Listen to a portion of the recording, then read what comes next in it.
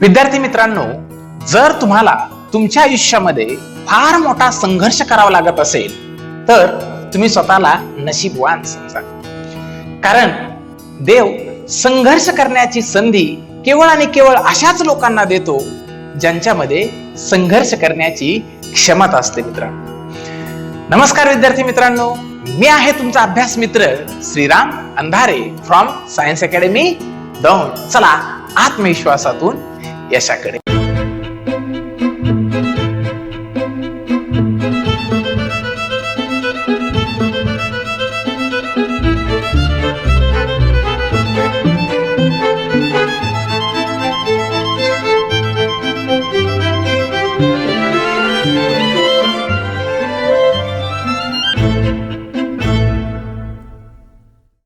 तर विद्यार्थी मित्रांनो, आजच्या व्हिडिओमध्ये आपण अभ्यासणार आहोत अत्यंत महत्वाचे असे दोन भाग. त्यापैकी पहिला म्हणजे डिसजंक्शन आणि दुसरा म्हणजे निगेशन. मित्रहो, जो पहिला भाग जो आहे डिसजंक्शन, याचा अर्थ काय? तर समजा माझ्याकडं P आणि Q हे दोन सिंपल स्टेटमेंट आहेत. आपण यांना कंपोनंट स्टेटमेंट असं सुद्धा म्हणतो. मित्रहो, जर मी या दोन सिंपल स्टेटमेंट्सला जर कनेक्टिंग वर्ड ऑर च्या साहाय्यानं जर कनेक्ट केलं तर मित्रांनो मला जे कंपाऊंड स्टेटमेंट मिळणार आहे त्याला आपण काय म्हणणार आहोत? डिसजंक्शन असं म्हणणार आहोत. काय म्हणणार आहोत? Disjunction.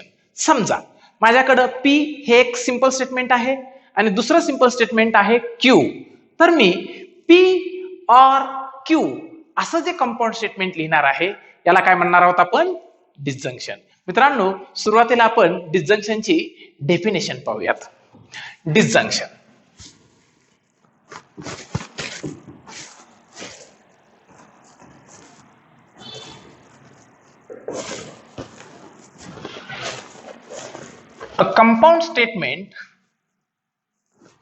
a compound statement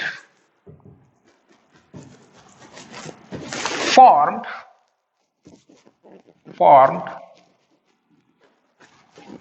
by connecting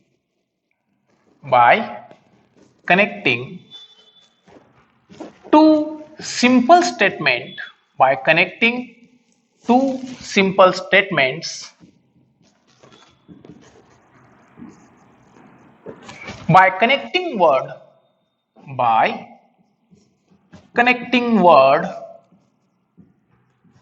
or is called as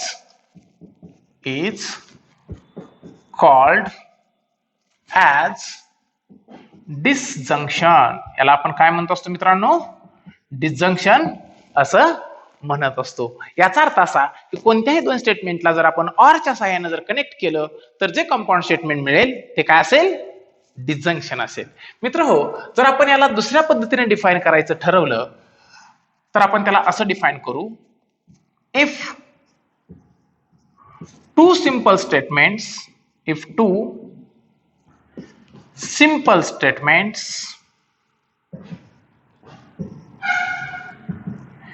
P and Q are connected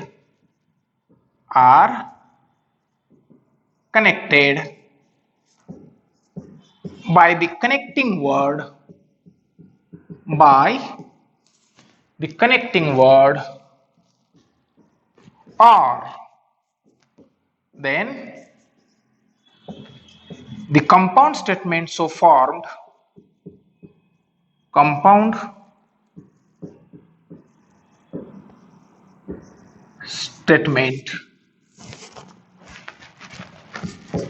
P or Q is called as disjunction. तर त्याला आपण काय म्हणणार आहोत मित्रांनो? डिसजंक्शन असं म्हणणार आहोत. मित्रांनो, जर आपण याला सिंबॉलिक फॉर्म मध्ये जर लिहायचं झालं तर सिंबॉलिक फॉर्म मध्ये आपण P or Q ला in symbolic form P or Q is written as P disjunction Q. मित्रांनो, इथं हा जो सिम्बॉल आहे मी अंडरलाईन केलेला, या सिम्बॉलला आपण डिजंक्शन असं म्हणत असतो. काय म्हणत असतो मित्रांनो याला आपण? डिजंक्शन. मित्र हो, समजा याचं आपण एक उदाहरण घेऊया. समजा पहिलं उदाहरण घेतलं मी पी. एक्झाम्पल असं घेतो, 2 is the odd number, 2 is the odd number. Okay. आणि Q हे असं स्टेटमेंट घेतो, the sun rises in the west, the sun rises in the west. Okay. मित्र हो, आता याचं जे डिजंक्शन जे होईल ते कसं व्हायला पाहिजे? तर डिजंक्शनचे दोन फॉर्म असतात. एक म्हणजे वर्बल फॉर्म. जर वर्बल फॉर्म मध्ये मी जर याचं डिजंक्शन लिहिलं, वर्बल फॉर्म मध्ये मी म्हणेल 2 is the odd number,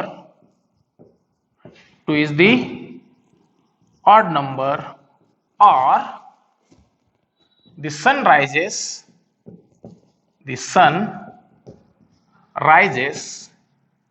in the west, the sun rises in the west. मित्रांनो, हे झालं डिजंक्शनचा वर्बल फॉर्म. जर मित्रांनो याला सिम्बॉलिक फॉर्म मध्ये जर आपण लिहिलं, तर सिम्बॉलिक फॉर्म मध्ये आपण पहिलं जे स्टेटमेंट आहे याला बोललेलो आहोत पी, आणि दुसऱ्या स्टेटमेंटला काय बोललेलो आहोत? क्यू. त्यामुळे याचा सिम्बॉलिक फॉर्म जो असेल तो असेल पी ऑर क्यू, किंवा याला आपण पी डिजंक्शन क्यू असं म्हणत असतो. मित्रांनो, इथं डिजंक्शन मध्ये वापरला जाणारा ऑर हा जो कनेक्टिंग वर्ड आहे की नाही, ह्या कनेक्टिंग वर्डला आपण दोन सेन्स मध्ये यूज करू शकतो. या कनेक्टिंग वर्डला आपण कसं यूज करू शकतो मित्रांनो? दोन सेन्स मध्ये. एक म्हणजे इन्क्लुझिव्ह सेन्स, तर दुसरा म्हणजे एक्सक्लुझिव्ह सेन्स. मित्रांनो, ऑर हे कनेक्टिव्ह दोन सेन्स मध्ये यूज करता येतं. पहिला आहे इन्क्लुझिव्ह, तर दुसरा आहे एक्सक्लुझिव्ह.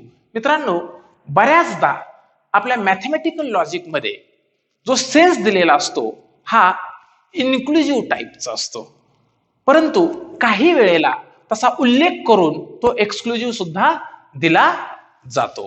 मित्रांनो, आपण बोर्डचा स्टडी करत असताना फक्त आणि फक्त कशाचा? इन्क्लुझिव्ह सेन्सचा विचार करतो. मात्र MSTCET JEE साठी आपल्याला एक्सक्लुझिव्ह सेन्स सुद्धा लक्षात घ्यावा लागतो. ओके, तर आपण पाहूयात हे ऑरचे इन्क्लुझिव्ह आणि एक्सक्लुझिव्ह सेन्स हे कशा प्रकारे असतात ते. मित्र हो, आत्ताच आपण बोलल्याप्रमाणे ऑर जो आहे हा दोन सेन्स मध्ये यूज करता येतो.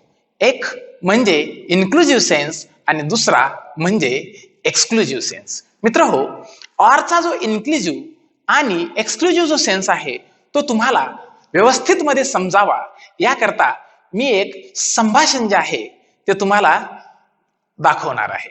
मित्र हो, एक एक्स नावाचा व्यक्ती आहे. जो एक्स नावाचा व्यक्ती एका नाश्त्याच्या हॉटेलमध्ये, म्हणजे जिथं चहा पाणी वगैरे मिळतं अशा हॉटेलमध्ये गेलेला आहे, आणि तो व्यक्ती टेबलवर बसल्यानंतर तो व्यक्ती आणि वेटर यांच्यामध्ये झालेलं जे संभाषण आहे याच्यातून मी तुम्हाला जो ऑरचे जे दोन सेन्स आहेत इन्क्लुझिव्ह आणि एक्सक्लुझिव्ह हे समजावून देण्याचा प्रयत्न करतोय. मित्र हो, तर एक्स आणि वेटर जो आहे, व्यक्ती एक्स आणि वेटर यांच्यामध्ये झालेलं जे संभाषण आहे ते मी तुम्हाला दाखवतोय. मित्र हो, सुरुवातीला वेटर एक्स या व्यक्तीकडे येतो आणि वेटर विचारतो, would you like tea or coffee? Would you like tea or coffee? तो एक्स हा व्यक्ती म्हणतो कॉफी प्लीज. काय म्हणतोय? Coffee please. ओके. त्यानंतर वेटर दुसरा प्रश्न विचारतो, would you like cream or sugar? Would you like cream or sugar? त्यावेळेला तो एक्स हा जो व्यक्ती आहे तो म्हणतोय, I would like both, thank you. मित्रांनो, दोन्ही सेंटेन्स जे आहेत हे दोन्ही सेंटेन्स हे ऑरचे आहेत. ओके. वेटरने विचारलेले दोन्ही प्रश्न हे ऑर हे कनेक्टिव्ह वापरतायत. मित्रांनो, इथं पहिल्या सेंटेन्स मध्ये वापरलेला ऑरचा जो सेन्स आहे हा एक्सक्लुझिव्ह प्रकारातला आहे. हा कोणत्या प्रकारातला आहे? एक्सक्लुझिव्ह. मी याला एक्सक्लुझिव्ह का म्हणतोय? तर मित्रांनो, वेटरने त्याला चहा किंवा कॉफी ह्या दोघांपैकी केवळ एकच सिलेक्ट करायचं आहे. Would you like tea or coffee? इथं ऑर हा जो शब्द आहे हा काय करतोय? ऑर हा शब्द नॉट बोथ हे रिप्रेझेंट करतोय. काय रिप्रेझेंट करतोय? Not both. This or that but not both. म्हणजे इथं ऑरचा जो सेन्स आहे तो कसला असला पाहिजे? एक्सक्लुझिव्ह. मित्रांनो, जर ऑर हा this or that but not both असं जर रिप्रेझेंट करत असेल तर आपण त्याला एक्सक्लुझिव्ह सेन्स म्हणतो. म्हणजे इथं जो क्वेश्चन आहे हा क्वेश्चन हा कुठल्या सेन्स मध्ये विचारला गेलेला आहे? Exclusive sense of or. हा काय आहे? Exclusive sense of or. आता मित्र हो, जो दुसरा क्वेश्चन आहे, would you like cream or sugar? मित्रांनो, इथं हा जो क्वेश्चन आहे ह्या क्वेश्चन मध्ये पहा, कॉफीमध्ये आपण क्रीम आणि शुगर हे दोन्हीही काय करू शकतो? यूज करू शकतो. ओके, दोन्ही कॉफीमध्ये कंझ्युम केलं जातं साधारणपणे. तर मित्रांनो, इथं हा जो क्वेश्चन आहे हा क्वेश्चन हा इन्क्लुझिव्ह सेन्सचा आहे. कारण इथं this or that or both, this or that or both अशा पद्धतीचा हा ऑरचा सेन्स आहे. म्हणून बघा, तो एक्स काय म्हणतोय? I would like both. I would like both. मित्र हो, इथं जो ऑर आहे हा ऑरचा कोणता सेन्स आहे?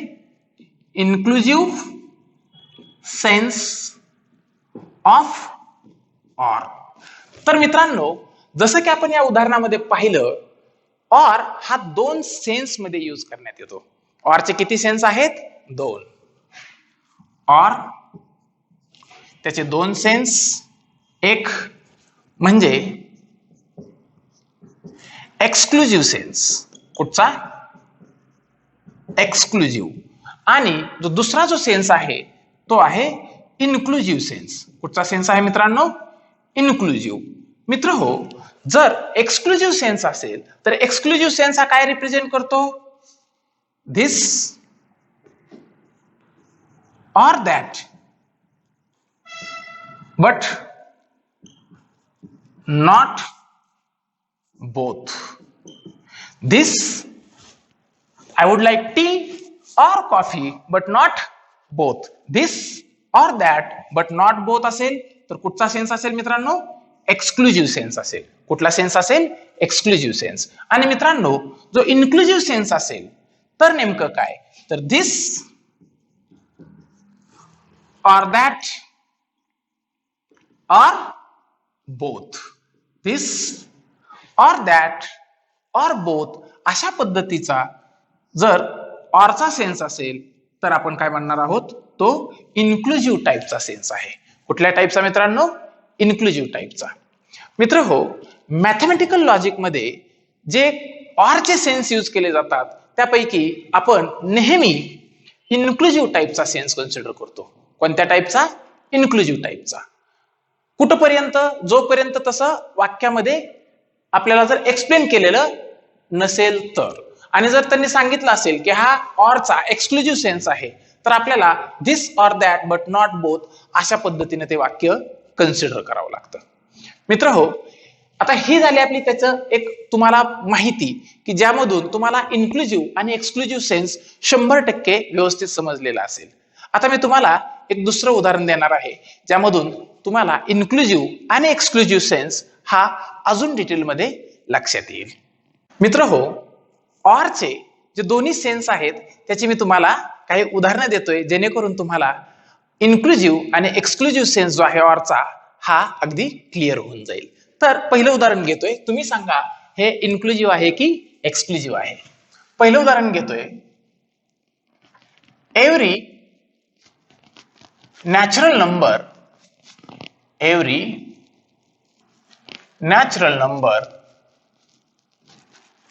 is even or odd.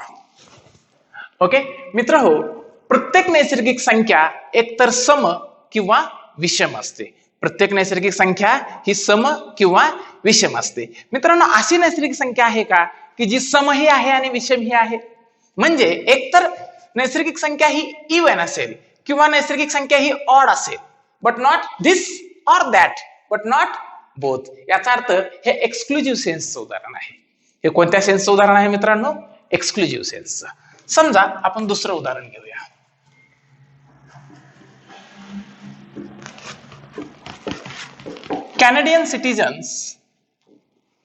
Canadian citizen speaks English or French. Canadian citizen speaks English or French. मित्र हो, असे काही नागरिक असतील जे दोन्ही लँग्वेज बोलतायत. असेही काही नागरिक असतील तिथं, असे काही सिटीजन्स असतील की जे काय करत असतील, इंग्लिश आणि फ्रेंच या दोन्ही भाषा बोलत असतील. म्हणजे इथं जो ऑर आहे हा कुठल्या सेन्सचा आहे मित्रांनो? इथं यूज केलेला ऑर हा इन्क्लुझिव्ह सेन्सचा आहे. हा कोणता सेन्स आहे? इन्क्लुझिव्ह. तर हा कोणता सेन्स आहे? एक्सक्लुझिव्ह. मित्र हो, तुम्हाला मी अजून 2 उदाहरणं देतोय. आता तुम्ही सांगा की हे एक्सक्लुझिव्ह आहेत की इन्क्लुझिव्ह आहेत. ओके, त्यापैकी पहिलं उदाहरण घेतोय आपण. Candidate must be graduate. Candidate must be graduate or postgraduate or postgraduate. Okay मित्रांनो, हा कोणता सेन्स आहे हे तुम्ही मला कमेंट करून सांगायचं आहे. ओके, तर पुढचं उदाहरण घेतोय.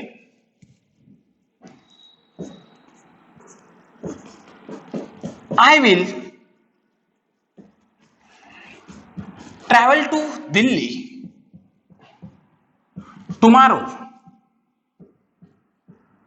I will travel to Delhi tomorrow by train or bus. पहा, मी उद्या दिल्लीला जाईल. कसा? बाय ट्रेन और बस. मी एकतर ट्रेनने किंवा बसने दिल्लीला जाईल. राहुल विल पास और फेल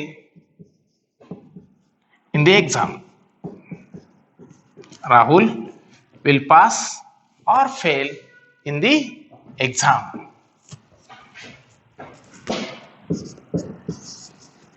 पुढचं उदाहरण देतोय.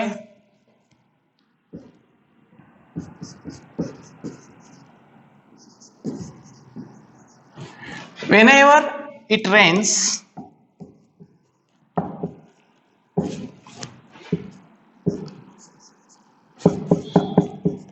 I like to sing or dance in the rain.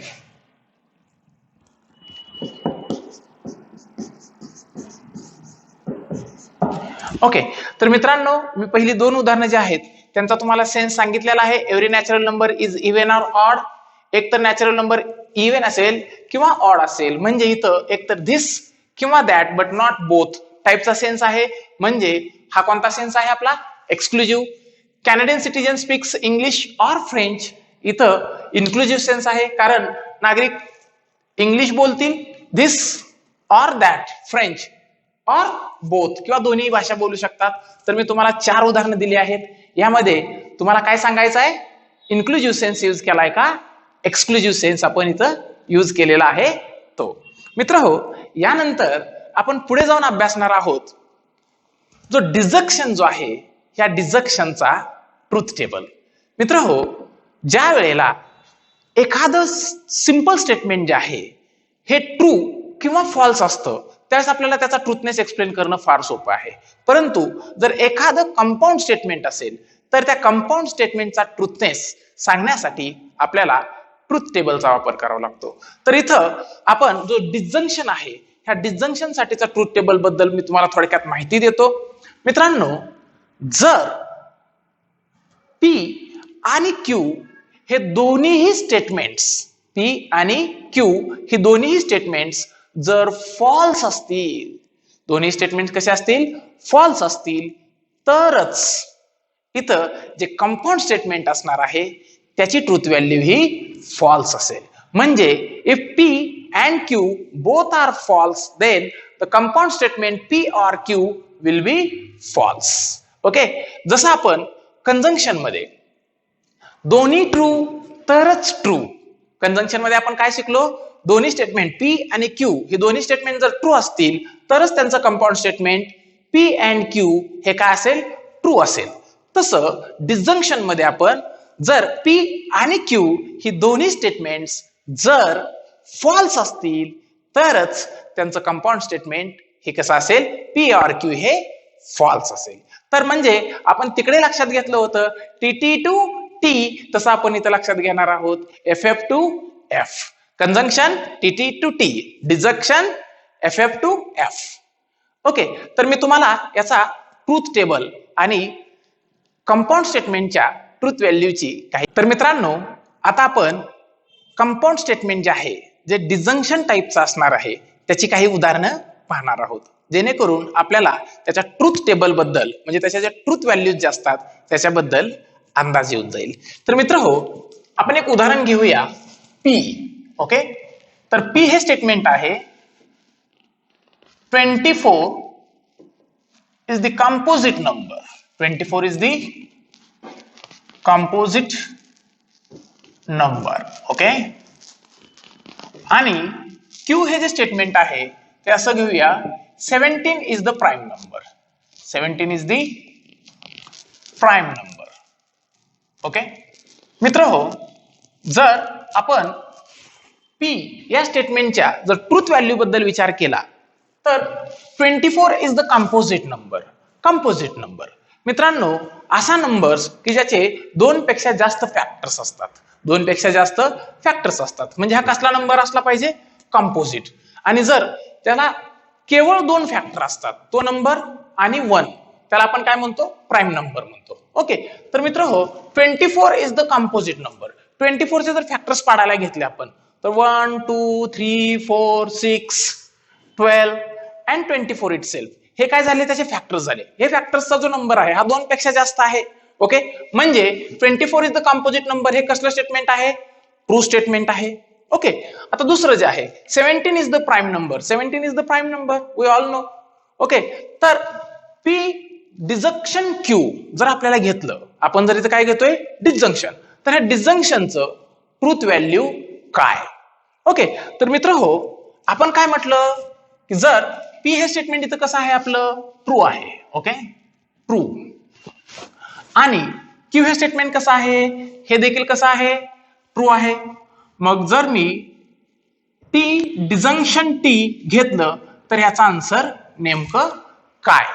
तर आपण या सर्व प्रश्नांची उत्तरं आपल्याला ट्रूथ टेबल जो आहे डिसजंक्शन साठीचा याच्यातून मिळणार आहेत. जसे की आपण काही वेळापूर्वी डिस्कस केलं, आपण म्हटलं if both P and Q are false, then the compound statement P or Q is also false. म्हणजे the truth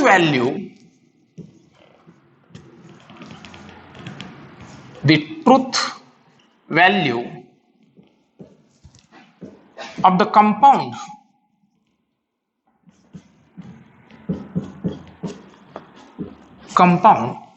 statement, the truth value of the compound statement is F if both P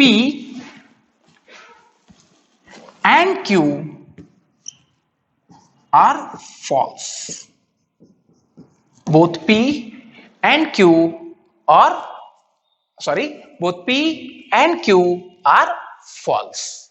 okay, तर मित्रांनो जर दोन्ही statement हे false असतील तरच compound स्टेटमेंटची value काय असेल, ट्रूथ व्हॅल्यू काय असेल, फॉल्स असेल.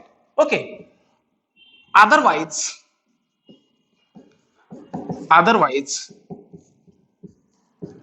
it will true. Otherwise value काय असेल आपली ती ट्रू असेल. मग याचा ट्रूथ टेबल कसा होईल सांगा बरं. जर आपण याचा ट्रूथ टेबल केला, समजा P Q आणि P डिसजंक्शन Q. ओके, तर आपलं ठरलेलं आहे P जो आहे हा काय घ्यायचा T T F F आणि Q काय घ्यायचा T F T F T F T F.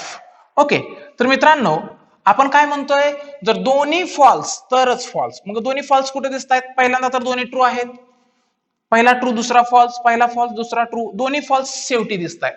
दोन्ही फॉल्स तरच फॉल्स. मग अदरवाईज काय होईल, अदरवाईज हे सर्व काय येतील ट्रू येतील.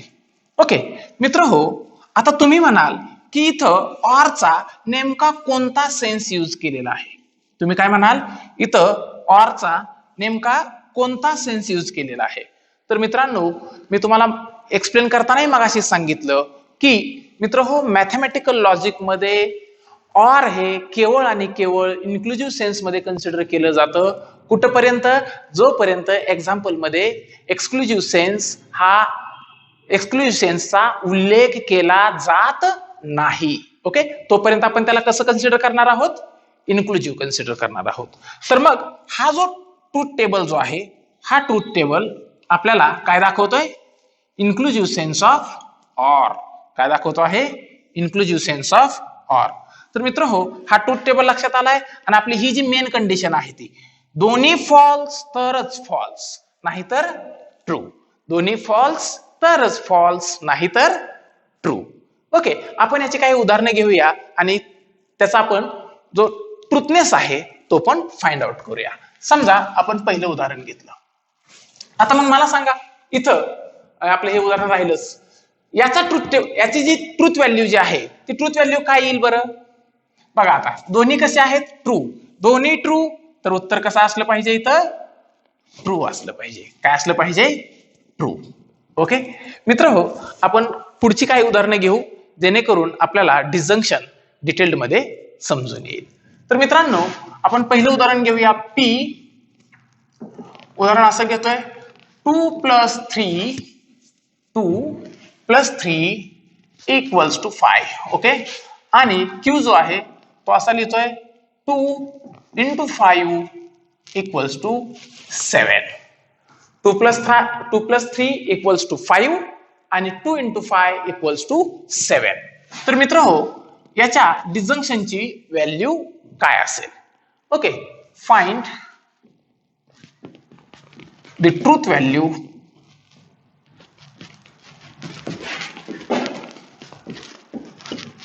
Of P disjunction Q. Find the truth value of P disjunction Q. Okay, तर मित्र हो, इथं P हे जे स्टेटमेंट आहे, हे स्टेटमेंट पाहिल्याबरोबर आपल्या लक्षात येते की 2 + 3 हा 5 असतो, म्हणजे हा काय आहे, ट्रू स्टेटमेंट आहे. ओके, आणि Q च्या बाबतीत जर विचार केला तर 2 × 5 हा 10 असतो. इथं काय दिलाय, तो 7 दिलाय, म्हणजे हे कसलं स्टेटमेंट आहे, फॉल्स स्टेटमेंट आहे. बर, मग सिम्बॉलिक फॉर्म जो आहे आपल्या स्टेटमेंटचा तो कसा येईल, मग सिम्बॉलिकली. ओके, सिम्बॉलिक फॉर्म मध्ये आपण काय म्हणणार, T डिसजंक्शन फॉल्स. ओके, तर आपला ट्रूथ टेबल काय म्हणतोय, जर दोन्ही फॉल्स तरच फॉल्स, दोन्ही फॉल्स तरच फॉल्स. इथं काय दिसतं आपल्याला, एक ट्रू आणि एक फॉल्स, म्हणजे याची जी ट्रूथ व्हॅल्यू आहे ती काय असली पाहिजे, ट्रू असली पाहिजे. काय असली पाहिजे, ट्रू. ओके, समजा मित्रांनो आपण दुसरं उदाहरण घेऊया. उदाहरण असं घेतो मित्रांनो, Pune is in Maharashtra. Pune is in Maharashtra. Okay, आणि दुसरं उदाहरण घेतो मित्रांनो, Karachi is in China. Karachi is in China. आता मित्रांनो जर आपण दोन्ही स्टेटमेंट जे आहेत यांचा विचार केला तर त्यापैकी जे पहिलं स्टेटमेंट आहे आपलं P, Pune is in Maharashtra. आता पुणे इज इन महाराष्ट्र हे स्टेटमेंट कसे आहे, ट्रू आहे, कारण पुणे हे महाराष्ट्रामध्ये आहे, हे आपल्या सर्वांना माहिती आहे. Pune is in Maharashtra. Okay, तर हे स्टेटमेंट कसं आहे, ट्रू आहे. दुसरं जे स्टेटमेंट आहे Q, Karachi is in China. Actually Karachi हे कुठं आहे? पाकिस्तानमध्ये. आपण कुठं आहे म्हणतोय ती? चायनामध्ये. याचा अर्थ काय? हे स्टेटमेंट फॉल्स असलं पाहिजे. कसं असलं पाहिजे? कराची इज इन चायना. तर हे स्टेटमेंट कसं असणार आहे? फॉल्स. मग मला सांगा इथं टी डिजक्शन एफ ह्याची ट्रूथ व्हॅल्यू काय असली पाहिजे? टी असली पाहिजे. काय असली पाहिजे मित्रांनो? टी. कारण आपल्याला माहिती आहे डिजंक्शन साठी दोन्ही फॉल्स तरच फॉल्स, दोन्ही फॉल्स तरच फॉल्स. अदरवाईज ते स्टेटमेंट कसं असलं पाहिजे? ट्रू असलं पाहिजे. मित्रांनो इथं ट्रूथ टेबल लक्षात आलाय तुमच्या? अगदी सोपं आहे मित्र हो. मॅथमॅटिकल लॉजिक हा सर्वात सोपा चॅप्टर आहे. इथं गरज आहे केवळ काही गोष्टी समजून घेण्याची. तुम्ही हे समजून घेताय म्हणून हे तुम्हाला सोपं वाटतंय. तर हे दोन्ही उदाहरणं लक्षात आलेली आहेत. ओके, आपण याची अजून काही उदाहरणं पाहूयात. मित्रांनो आपण जे तिसरं उदाहरण आहे ते पाहूया. समजा आपलं तिसरं उदाहरण आहे P √3 is a rational number. √3 is a rational number. Okay, आणि Q जे आहे ते आहे 3 plus I is a complex number. 3 plus I is a complex number. Okay मित्र हो, जर आपण याचं जे डिजंक्शन आहे याच्या जर ट्रूथ व्हॅल्यूचा विचार केला तर कशा पद्धतीचं होईल? Find the truth value, find the truth value of P disjunction Q. P disjunction Q ची आपल्याला ट्रूथ व्हॅल्यू पाहिजे. तर मित्र हो, जर आपण व्यवस्थित पाहिलं तर आपल्या लक्षात येईल की पहिलं जे स्टेटमेंट आहे हे स्टेटमेंट फॉल्स आहे. याचं कारण काय? तर मित्र हो, √3 is not a rational number. √3 is not a rational number, it is irrational number. हा कुठला नंबर आहे? इरॅशनल नंबर आहे. आणि 3 plus I is a complex number. हे Q हे जे स्टेटमेंट आहे हे मात्र कसं आहे? ट्रू आहे. Because it is the combination of real and imaginary number. So it is a true statement. P √3 is a rational number. √3 is a rational number. Friends हे जे स्टेटमेंट आहे हे स्टेटमेंट हे फॉल्स आहे. कसं आहे? फॉल्स. तर Q हे जे स्टेटमेंट आहे 3 plus I is a complex number. is a complex number. मित्रांनो if the number is combination of real and imaginary number then it is called as complex number. हे आपण 11th मध्ये already शिकलेलो आहोत. तर हे कसलं स्टेटमेंट आहे? ट्रू. मित्र हो, जर आपण यांचं डिजंक्शन जे आहे त्याची व्हॅल्यू लक्षात घेतली तर काय येणार आहे आपल्यासाठी? False disjunction true. काय येणार आहे? False disjunction true. आपल्याला माहिती आहे की दोन्ही फॉल्स तरच फॉल्स, दोन्ही फॉल्स तरच फॉल्स. त्यामुळं हे जे स्टेटमेंट आहे याची ट्रूथ व्हॅल्यू ही काय येणार आहे? ट्रू येणार आहे. काय येणार आहे मित्रांनो? ट्रू. मित्र हो, हे पुढचं उदाहरण आहे हे मी तुमच्यासाठी देतोय. तुम्ही मला याच्या ट्रूथ व्हॅल्यू बद्दल सांगायचं आहे. समजा मी तुम्हाला प्रश्न दिला P 4 is prime number. 4 is prime number. Okay, आणि 1 is even number. 1 is even number. तर तुम्ही सांगायचं आहे की find the truth value of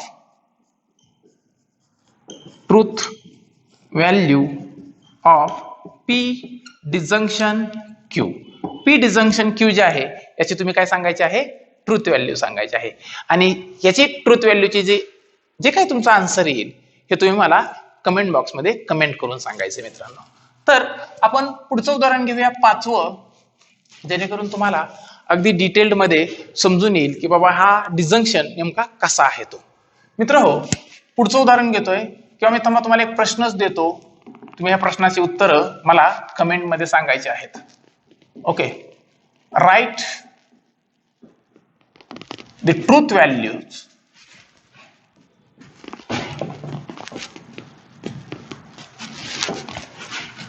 of the following. Write the truth values of the following. Okay, first one, Mars is a star. Mars is a star and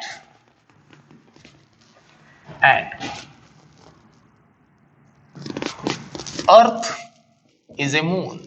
Sorry, Mars is a star or Earth is a moon. Okay, दुसरं जे statement आहे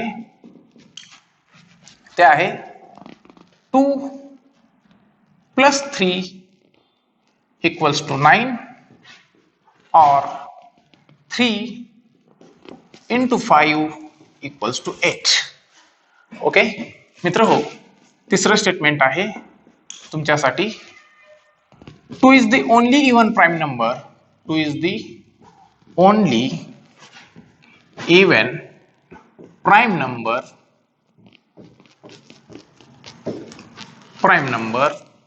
or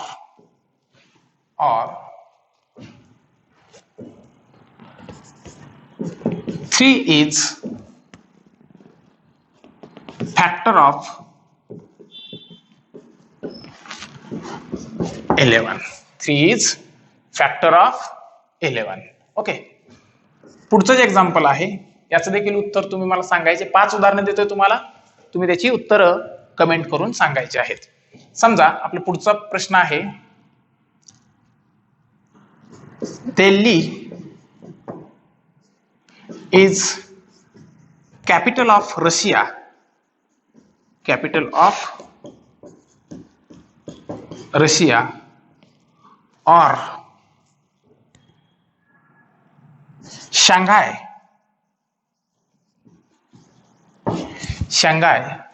is in India. Shanghai is in India. Okay, आणि लास्टचं जे statement आहे, लास्टचं जे sentence आहे ते असं, 0 is the complex number. 0 is the complex number or sin 2 theta is equals to 2 sin theta into cos theta, comma theta belongs to R. Okay, तर मित्रांनो तुम्ही या 5 प्रश्नांची उत्तरं मला कमेंट करून कळवायची आहेत. ओके मित्र हो, यानंतर आपण जो पुढील भाग अभ्यासणार आहोत तो म्हणजे निगेशन. तर मित्रांनो आता आपण अभ्यासतोय निगेशन. मित्र हो, निगेशन म्हणजे काय? तर मित्र हो, मॅथमॅटिकल लॉजिकचा हा अत्यंत महत्वाचा असा भाग आहे निगेशन. मित्रांनो, an assertion that a statement fails, an assertion that a statement fails or denial of the statement is called as negation. An assertion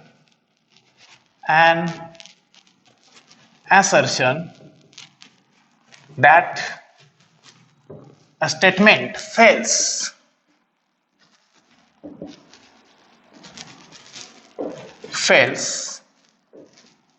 or denial of the statement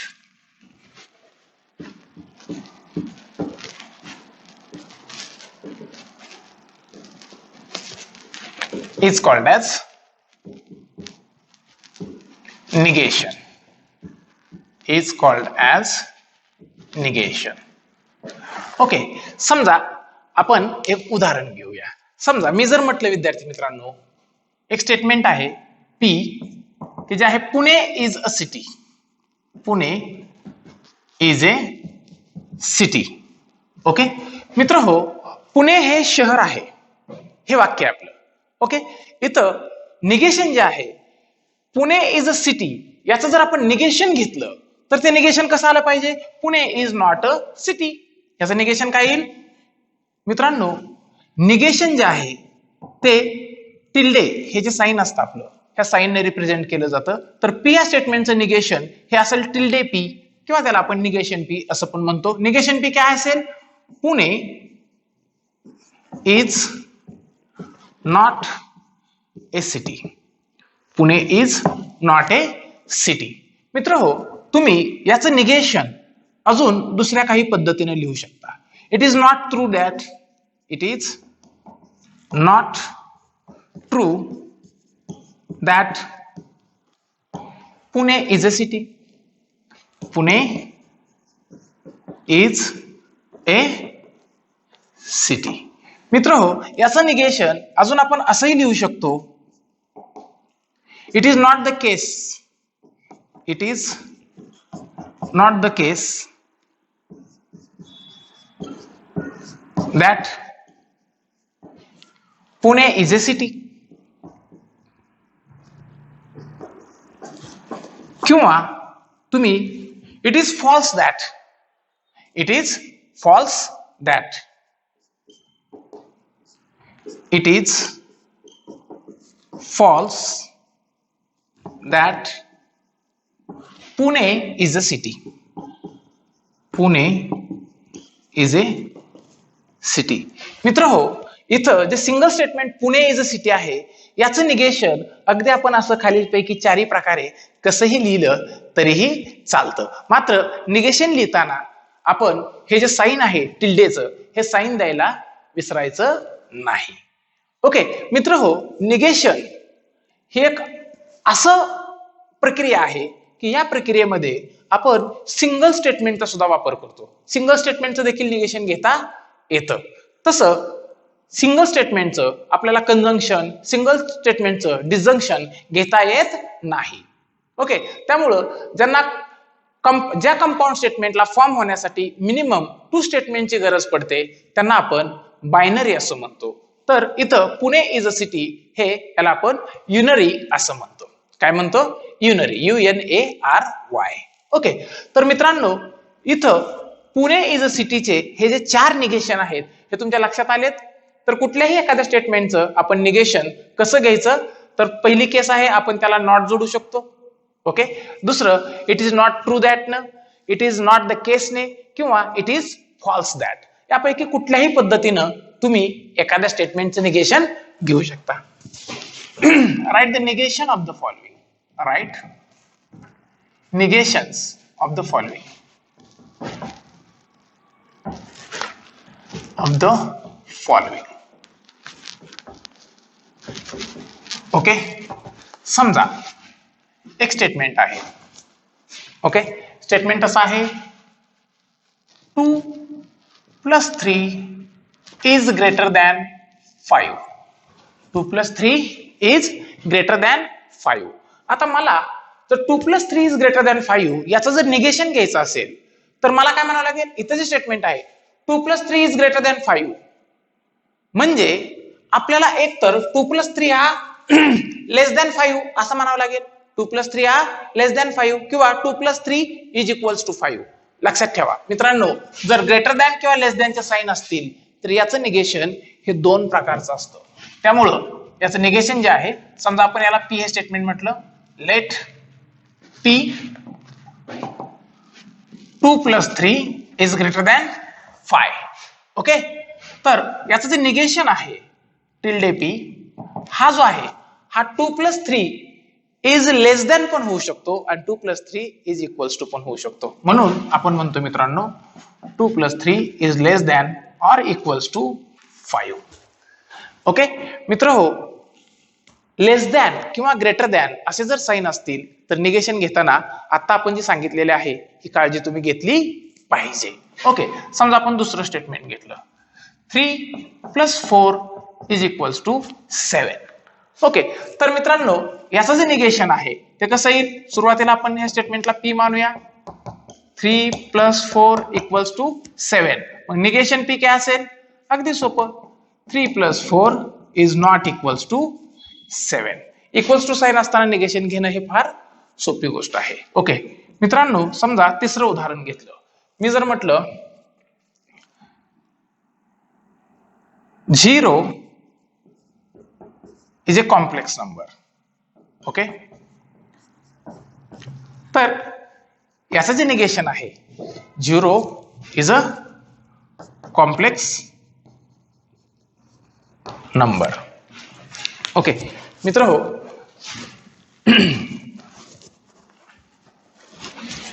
मित्रांनो समजा मी जर तिसरं उदाहरण घेतलं 0 इज ए कॉम्प्लेक्स नंबर,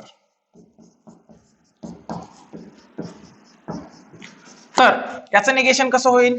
तर मित्रांनो याचं negation होईल, सुरुवातीला P लिहून घेऊया आपण. 0 is a complex number, 0 is a complex number. Okay, आणि मग याचं निगेशन, निगेशन P.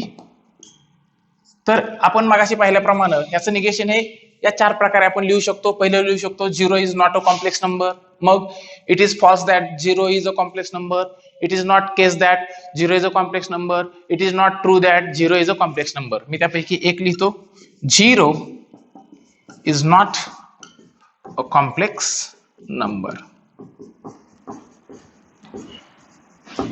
ओके, तर मित्रहो अशा प्रकारे आपण कुठल्याही एखाद्या स्टेटमेंटचं निगेशन लिहू शकतो. ओके, आता मित्रांनो यानंतर आपण अभ्यासणार आहोत ट्रूथ व्हॅल्यू ऑफ निगेशन. निगेशनची ट्रूथ व्हॅल्यू कशी असते ती.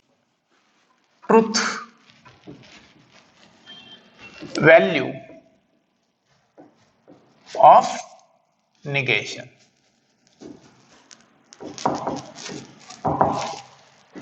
Truth value of negation. मित्रहो समजा एखादं स्टेटमेंट जे आहे हे जर ट्रू असेल तर त्याच्या निगेशनची व्हॅल्यू काय असली पाहिजे?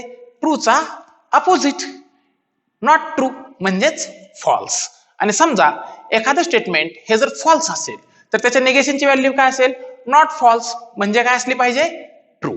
ओके, तर मित्रांनो negation of true is false and negation of false is true. Okay, याचा आपण काही उदाहरणं घेऊया. समजा पहिलं उदाहरण आहे P 2 is the even number, 2 is the even number. Okay, answer. Friends सुरुवातीला आपल्याला इथं P हे जे स्टेटमेंट आहे 2 is the even number, 2 is the even number, हे स्टेटमेंट ट्रू आहे की फॉल्स आहे सांगा बरं. तर 2 हा इवन नंबर आहे आपल्या सर्वांना माहिती आहे, त्यामुळे हे स्टेटमेंट काय असलं पाहिजे? ट्रू असलं पाहिजे. कसं असलं पाहिजे? ट्रू. ओके, मग आपल्याला निगेशन P अगोदर मांडावं लागेल. निगेशन P काय असेल?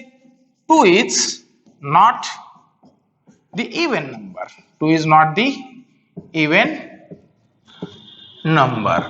ओके, मग आता ह्याची जी ट्रूथ व्हॅल्यू आहे ही ट्रूथ व्हॅल्यू काय आली पाहिजे? ट्रूथ व्हॅल्यू ऑफ निगेशन ना, ह्याची ट्रूथ व्हॅल्यू काय येणार? फॉल्स. काय आली पाहिजे? फॉल्स आली पाहिजे. ओके, म्हणजे एखादं स्टेटमेंट हे जर ट्रू असेल तर त्याचं निगेशन हे कसं असतं? फॉल्स असतं. तर एखादं स्टेटमेंट हे जर फॉल्स असेल तर त्याचं निगेशन काय असतं? ट्रू असतं. मित्रांनो इथे फार महत्वाची अशी एक नोट तुम्हाला करायची आहे. Negation of negation, negation of negation is a statement itself. कुठच्याही एखाद्या निगेशनचं निगेशन जर आपण घेतलं तर त्याचं आन्सर हे काय असतं? ते स्टेटमेंट असतं. मी इथं वर्बल फॉर्म मध्ये पण लिहितोय, negation of negation, negation of negation is a statement itself, is a statement itself. Okay, तर मित्रांनो आपण आज 2 अत्यंत महत्वाचे असे भाग शिकलो. त्यापैकी पहिला होता डिसजंक्शन म्हणजे काय आणि दुसरा होता निगेशन म्हणजे काय. मित्रांनो आपण डिसजंक्शन साठीचा सुद्धा ट्रूथ टेबल पाहिला, तसंच निगेशन साठी सुद्धा काही उदाहरणं आणि ट्रूथ टेबल देखील आपण अभ्यासलेला आहे. आपण पुढील व्हिडिओमध्ये कंपाऊंड स्टेटमेंट जे आहे याच्या निगेशन बद्दल अभ्यासणार आहोत. म्हणजे जर एखादं स्टेटमेंट हे जर कंजंक्शनचं असेल किंवा एखादं स्टेटमेंट हे जर डिसजंक्शनचं असेल तर त्याचं निगेशन काय असतं